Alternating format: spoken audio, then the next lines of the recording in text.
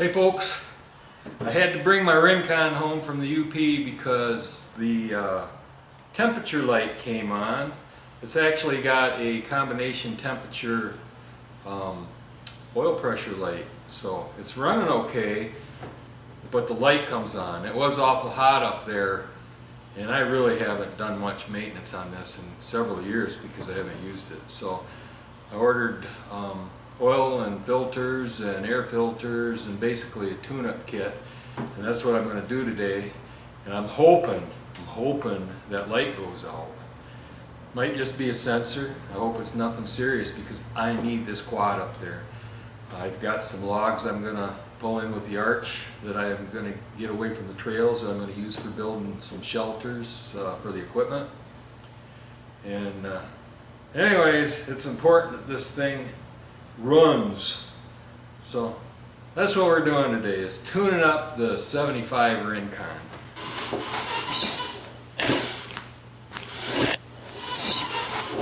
Okay, I just realized I called this a 75 Rincon. It's a 2005 Rincon. It's old, but ain't that old.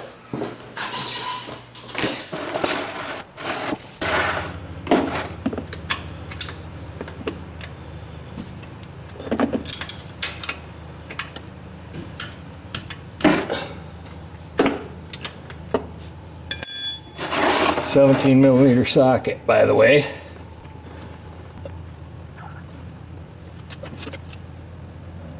It's really weird.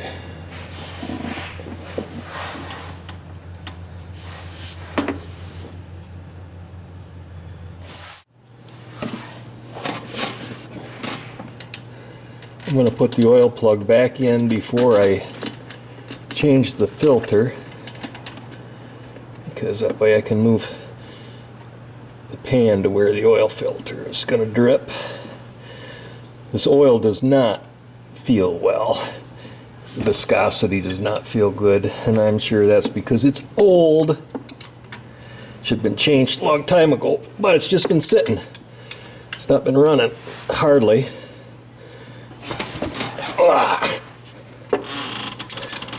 I suppose there's a torque spec for this, but I think the torque is what my weak shoulder can put on it.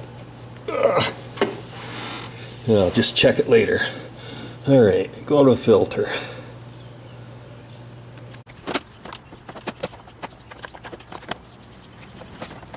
$12mm socket.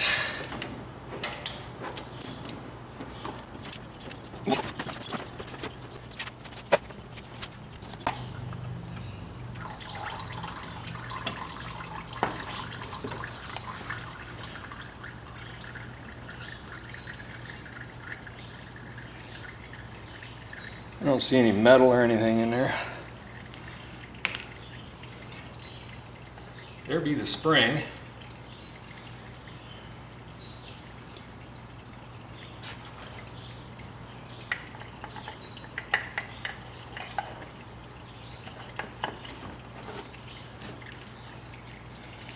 Ew, yuck. We're ready to put the new filter back in. Gonna put whatever you call that in there. The spring.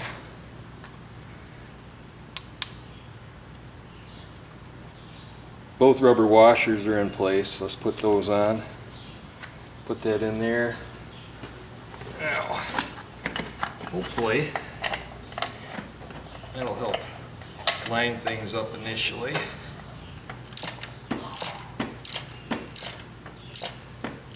This was on there pretty good,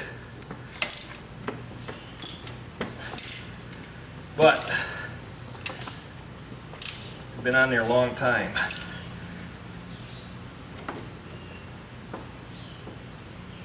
I'm gonna call that good. The Rincon uses 3.1 quarts of very expensive Honda oil. 3.1.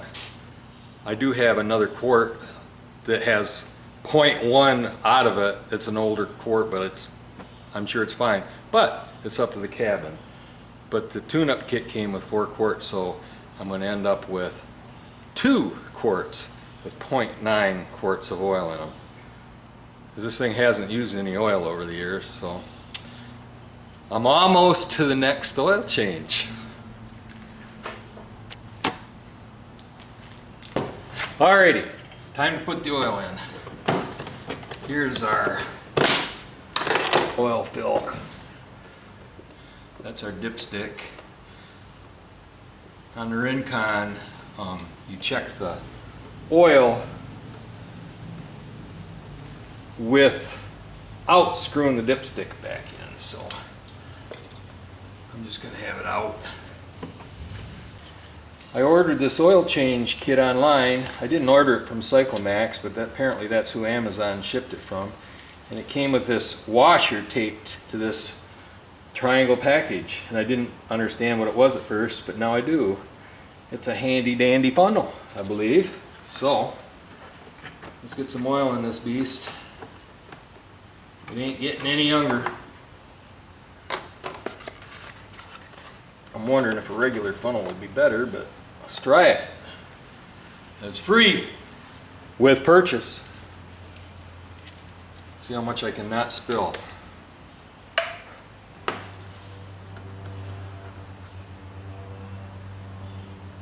When I put 3 quarts in it, we are at right there. So what I'm going to do is put the dipstick back in, put the cap on, filler cap, start it up, check for leaks on the filter side. Come on, go in there.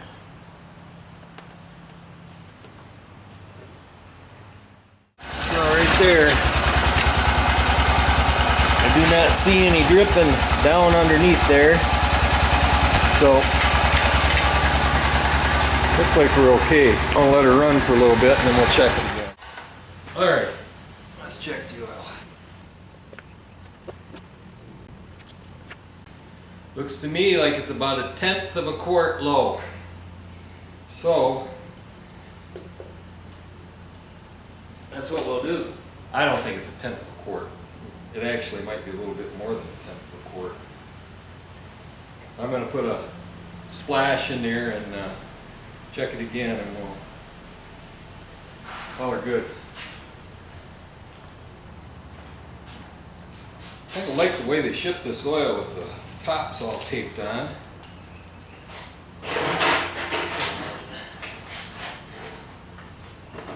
I have not yet thrown away my handy dandy paper funnel that came with it. What's 1/10? Gloop gloop. Gloop gloop gloop gloop. I don't know. Let's see, I don't think this is gloop though. It poured awful slow. Even if it's warm out, it poured awful slow.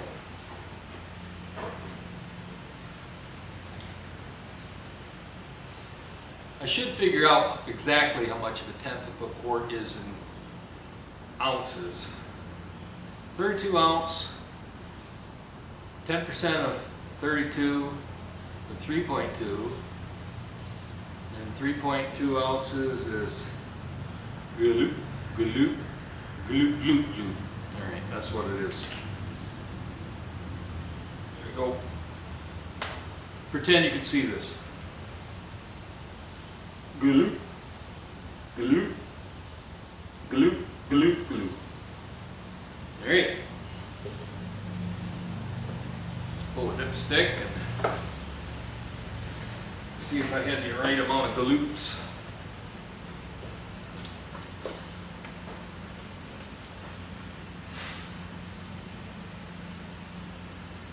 Yeah, I think we're a galoop low. Gloop. Yeah, gloop, gloop.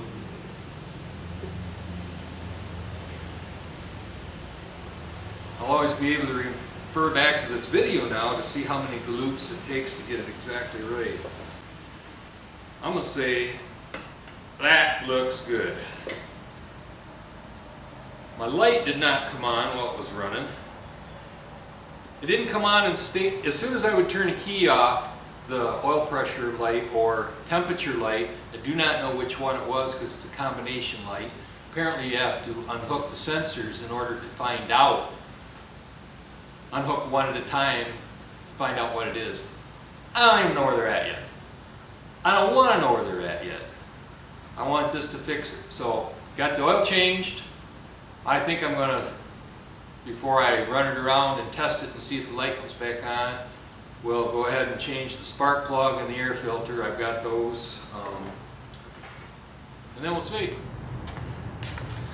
Honestly, I still don't know what that washer's for.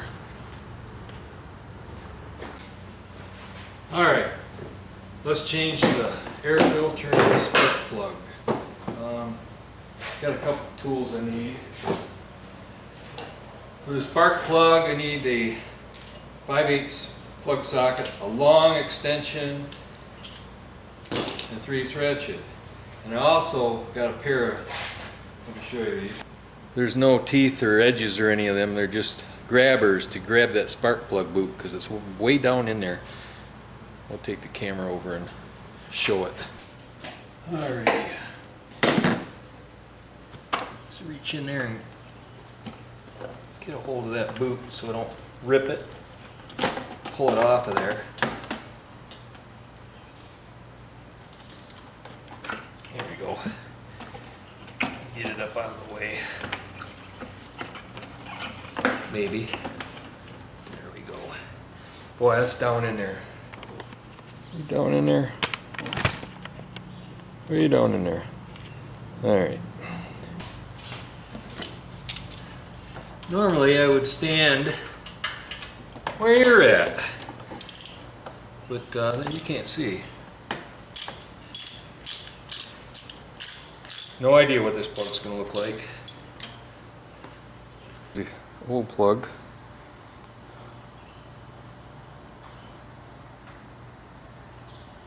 There's a new plug. There we go. I think that felt right.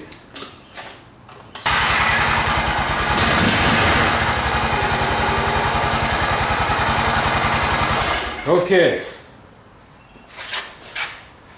There's the plug. Now air filter.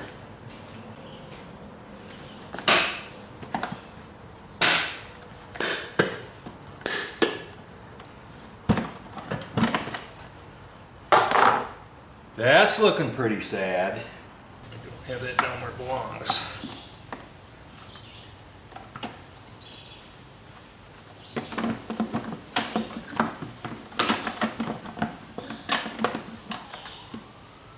This way, back to the filter. There we go.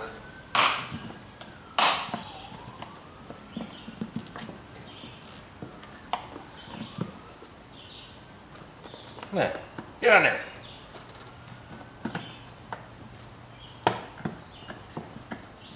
All right, something ain't right. That's what's not right. Jeez and Pete's. There we go. Well, if we learn nothing else, we got to make sure that that bail is out of the way when we put that lid on. You're welcome.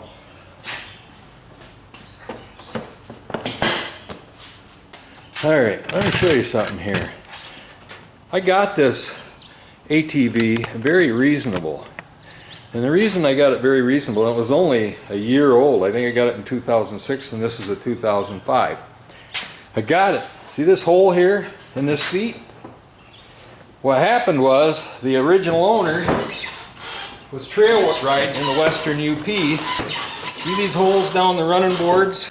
And he had a stick come up through it, go through his leg and into that hole, or into the seat, rip the seat up.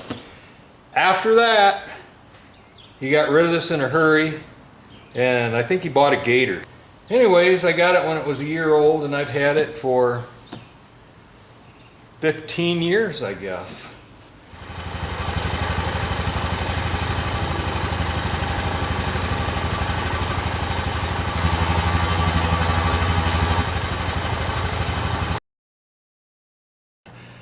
I had to do that in order to test everything and find the problem, but it's ready to go. If I can find some light, if I can remember how to put it back together. So I got to do that. I don't want to wait anymore. I'll forget everything.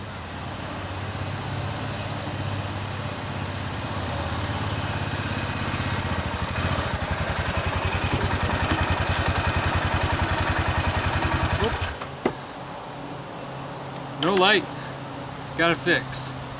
As you've seen in the clip before, that I had to, well, I didn't have to, but I tore the whole front part of this bike off.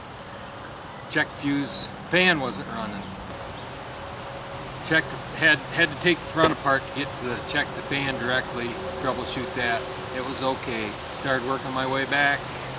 Found where I had scuffed the bottom when I was working on the corduroy road and snagged a wire off the back of the, I guess it was, I think it's a coolant sensor. Anyways, plugged that back in. It's fine. I've only got about 3 plastic buttons and maybe as many bolts yet to find where they go in, because I had this thing apart. But figured it out. Didn't cost me a fortune at the dealer, and got it back together. So it's ready to go up north and do some ATV logging with my log right arch. So thanks for watching. See you later.